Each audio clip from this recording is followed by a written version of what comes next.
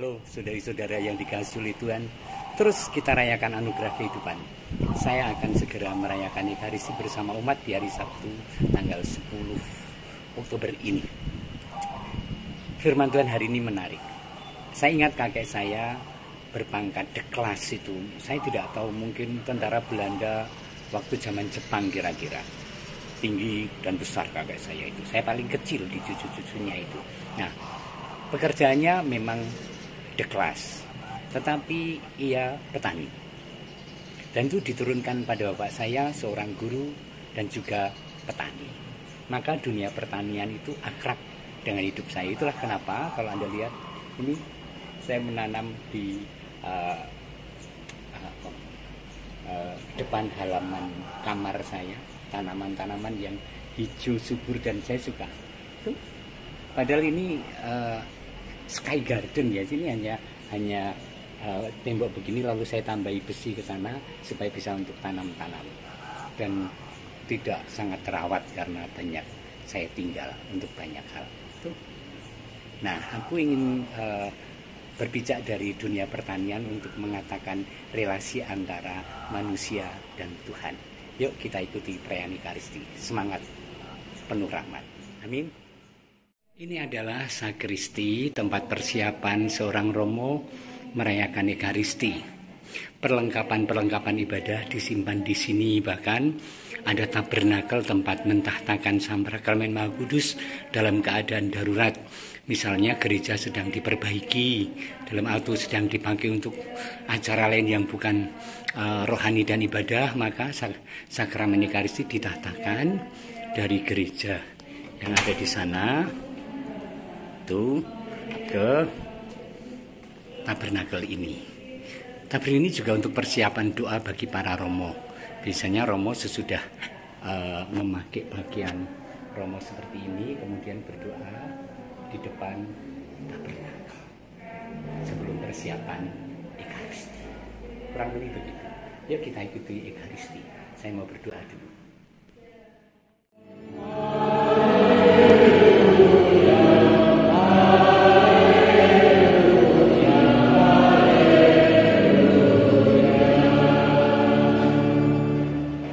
Tuhan bersamamu.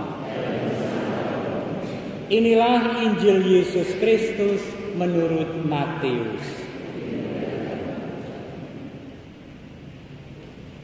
Pada suatu hari Yesus menceritakan perumpamaan berikut ini kepada para imam kepala dan pemuka rakyat. Ada seorang tuan tanah yang membuka kebun anggur dan menanam pagar sekelilingnya. Ia menggali lubang tempat memeras anggur dan mendirikan menara juga di dalam kebun itu. Kemudian ia menyewakan kebun itu kepada penggarap-penggarap, lalu berangkat pergi ke negeri lain. Ketika hampir tiba musim petik, ia menyuruh hamba-hambanya kepada penggarap-penggarap itu untuk menerima hasil yang menjadi bagiannya. Tetapi penggarap-penggarap itu menangkap hamba-hamba itu. Mereka memukul yang seorang, membunuh yang lain, dan melempari yang lain pula dengan batu. Kemudian Tuhan itu menyuruh pula hamba-hamba yang lain, lebih banyak daripada yang semula, tetapi mereka pun diperlakukan seperti kawan-kawan mereka. Akhirnya ia menyuruh anaknya kepada mereka, katanya, "Anakku akan mereka segani." Tetapi ketika penggarap-penggarap itu melihat anak itu, mereka berkata seorang kepada yang lain, "Ia adalah ahli waris. Mari kita bunuh dia, supaya warisannya menjadi milik kita." Demikianlah Injil Tuhan. Terpujilah Kristus.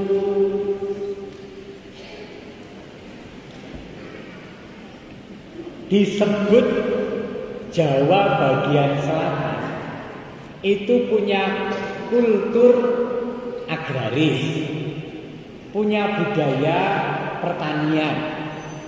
Mungkin orang-orang sekarang sudah tidak bertani, tetapi sebagai kultur, sebagai budaya itu hidup terus. Dan itu tampak dalam watak dan karakter. Misalnya, orang-orang kita itu sabar untuk menekuni sesuatu. Tidak pengen semua instan dan ujug-ujug. Seperti kalau orang menanam, ya kan? Mempersiapkan ladang, menyiapkan benih, kemudian menunggu bertumbuh, menyiangi, matun, dan akhirnya mulai menguning dan siap memanen. Butuh waktu. Maka kesabaran mungkin itu diantaranya didukung oleh kultur agraris. Mungkin Anda sudah bukan petani, mungkin guru, mungkin tukang, mungkin penjual bakso, mungkin buruh di pabrik, mungkin pegawai negeri. Tetapi itu sebagai kultur, itu tertanam menjadi habit, menjadi kebiasaan, dan menjadi budaya yang baik. Itu kan? Banyak lagu-lagu tentang dunia pertanian dan dunia desa, dan setiap kali aku menyanyikan itu seneng rasanya.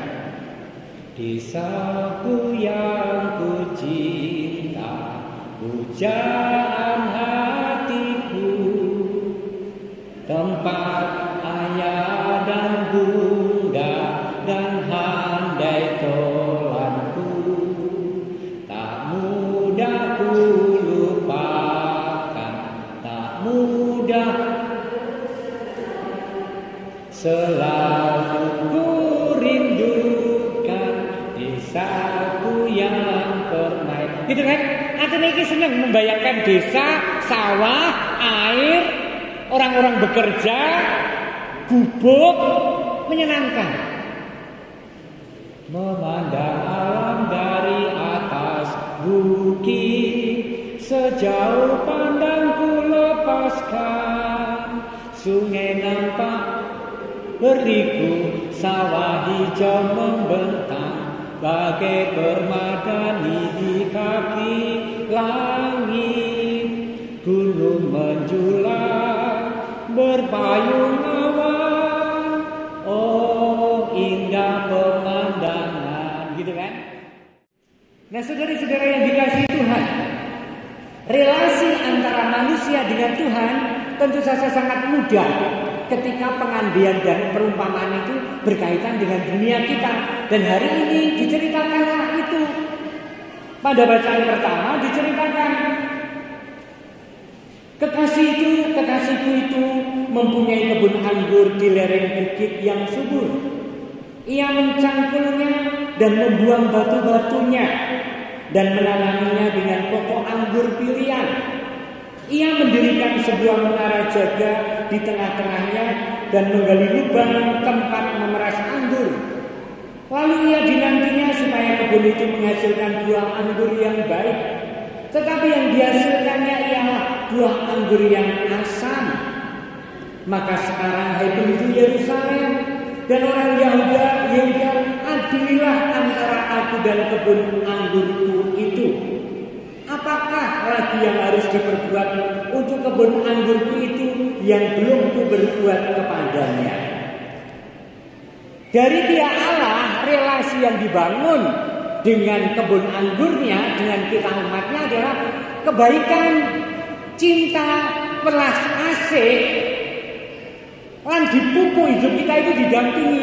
Tetapi kita itu seringkali mangkal, seringkali menolak, seringkali semaunya sendiri, seringkali merasa bahwa aku nek dunia itu diongge-ongge, aku nanti celaka. Padahal Tuhan menyiapkan yang terbaik melalui pengalaman hidup kita yang seringkali tidak sesuai dengan keinginan kita. Akibatnya kualitas hidup kita tidak baik, seperti anggur yang asam diceritakan dalam kitab Yesaya. Dalam Injil hari ini diceritakan seorang mempunyai kebun anggur, menyewakannya kepada penggarap. Tetapi penggarap itu urik, penggarap itu ingin memiliki kebun anggur milik tuannya, sehingga ketika ada hamba yang ingin minta hasilnya, dibunuh, disiksa, dianiaya. Ketika datang lagi diutus hamba yang lebih banyak, sekali lagi dianiaya, dibunuh, dan menginginkan kebun anggur menjadi miliknya. Dan akhirnya si tuan itu berpikir, aku utus anakku sendiri, pasti disegani. Apa yang terjadi? Malah soyo kalap. Anaknya dibunuh supaya kebun anggurnya menjadi milik mereka.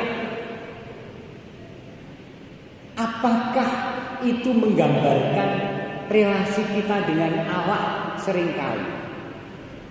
Kalau iya, aku itu melongo ya ampun, kaya ngono kuwi nek diumpamake aku relasi karo Gusti Allah. Melunjak. Apa sih melunjak itu? Jadi melampaui yang menjadi haknya. Hak pun tanda kutip karena semua penurunan hati Tuhan. Gusti Allah kurang apa? Ning seolah-olah kita itu jual beli dengan Tuhan. Kalau kamu tidak mengabulkan permohonan saya, aku tidak mau mengenal engkau. Loh, keren loh. Keren dan kurang ajar. Seolah-olah kita itu sejajar dengan Allah loh. Seringkali begitu tersinggung karena keputusan Allah yang berbeda dengan keputusan kita kemudian jodak Gusti Allah. Kok yang di kepentingan apa Gusti Allah marang awake dhewe. Terakhir, saya ingin menutup dengan oleh-oleh dari retret kemarin. Salah satu sesi dalam retret adalah sakramen tobat. Romo namanya Romo Pablo dari Spanyol menerangkan tentang sakramen tobat, tentang pengampunan. Ada seorang yang sangat berdosa, dan ketika ia ingin kembali kepada Tuhan, dia mengatakan, Tuhan, hukumlah saya. Tuhan, adililah saya memang salah. Tuhan, berilah hukuman untuk saya yang seperti ini untuk penebusan dosa-dosa. Dan imam itu mengatakan pada si peniten yang penuh dosa itu, mengatakan, engkau akan menerima hukuman Tuhan. Dan hukuman itu adalah kasih Allah yang semakin besar kepadamu. Jangan pernah mengadili diri Anda, dan jangan pernah mencap Tuhan yang menghukum. Karena semakin kita merasa berdosa, kasih Allah semakin dekat. Tentu saja dari pihak kita keberanian membuka hati pada Allah yang memimpin hidup. Amin. Selesai Ekaristi, menyalami umat yang ada di luar gereja. Tuh.